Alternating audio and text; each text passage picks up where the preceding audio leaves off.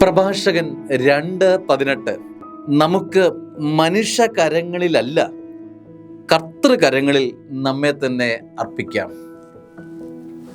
ഈ കരം ബലക്കുറവുള്ളതാ, ഒരുപാട് പോരായ്മകളുള്ളതാ, ക്ഷീണിക്കാനുള്ള സാധ്യത വളരെയേറെയുള്ള അവസ്ഥയാണ്. ബലിഷ്ഠമെന്നും സൗന്ദര്യമുള്ളതെന്നും മികവുള്ളതെന്നും ഒരുപക്ഷെ എന്നും എൻ്റെ കൂടെ കാണുമെന്ന് ഈ കരത്തെ നോക്കി നമ്മൾ ചിന്തിക്കാം. അത് തെറ്റാണ്. എന്നാൽ കർത്തൻ്റെ കരം അങ്ങനെയല്ല.